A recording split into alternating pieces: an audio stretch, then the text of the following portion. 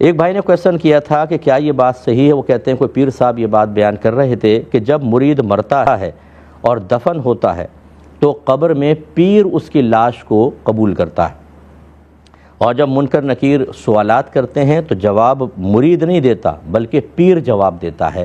کیا یہ بات صحیح ہے؟ جی نہیں، بالکل خرافات پر مشتمل، انتہائی خرافات پر مشتمل، اور سنت اور قرآن اور نبی کریم کی تعلیم کے انتہائی خلاف، اور کار نبوت میں دخل اندازی کے مترادف ہے۔ کار نبوت یعنی نبی کا کام کیا ہوتا ہے، نبوت میں جو معاملات ہوتے ہیں کہ غیبی خبریں نبی کریم صلی اللہ علیہ وسلم دیتے ہیں، ہر نبی غیبی خبر دیتا ہے، اس پر ایمان لانے کا حکم دیتا ہے۔ بارہا صریح حدیثوں کے اندر موجود ہے کہ منکر نکیر وہاں پہنچتے ہیں، مردہ اکیلا ہوتا ہے، اور وہ کویسچن کرتے ہیں کہ مر ربو کا، ما دینو کا، ما کنت تقول فی حق هذا الرجل۔ میں پہلا سوال مر ربو کا، تمہارا رب کون ہے، ما دینو کا، تیرا دین کیا ہے، ما کنت تقول فی حق هذا الرجل، تو شخص کے بارے میں کیا کہا کرتا تھا۔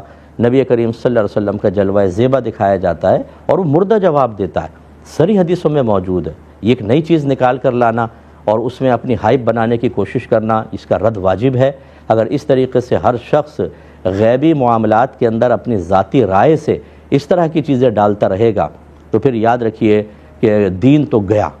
اس لیے بالکل غلط ہے، ایسا کچھ بھی نہیں ہوتا، کوئی پیر وصول نہیں کرتا۔ پیر یہاں پر خود ایسے ہیں، ہر ایک پیر نہیں، اچھے پیروں کو بدنام کرنے والوں کی بات کر رہا ہوں کہ جن کو استنجا تک کرنا نہیں آتا، یہ کہاں سے قبر میں جا کے مرید کو وصول کرے گا، اور منکر نکیر کے سوال کے جواب اللہ نے امتحان اس کے لیے رکھا ہے، پیر جا کے جواب دے رہا ہے۔ جو بھی ایسا کہے اس سے بولیں، بتائیں کس طرح ثابت ہوا، آپ ثابت کریں، قرآن یا حدیث سے ثابت کریں۔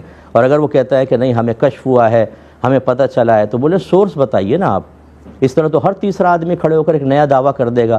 اس کا مطلب ہم جتنے قرآن حدیث سے ثابت شدہ صحیح چیزیں ان کو ہٹا دیں اور ان بے سروپا اور بیہودہ باتوں کے اوپر اعتماد کرنا شروع کر دیں اور دین کا بیڑا غرق کر دیں۔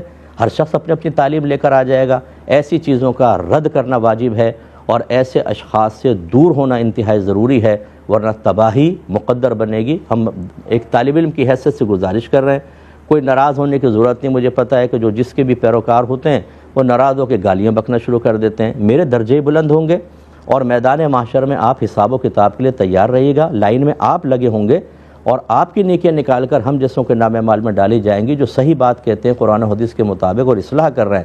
آپ یہاں کتنی بھی گالیاں بک لیں، وہاں پہ پھر آپ سامنے کھڑے ہو کر دکھائیے گا، اور جس نے یہ کہا ہے وہ ثابت کر کے بتائے پھر وہاں پر۔ اس لیے ناراض مت ہوا کریں، ہم ایک صحیح بات قرآن و حدیث کے مطابق کہتے ہیں، بالکل غلط بات ہے۔ آپ ایسے لوگوں سے دور رہیں تو آپ کے حق میں بہتر ہے۔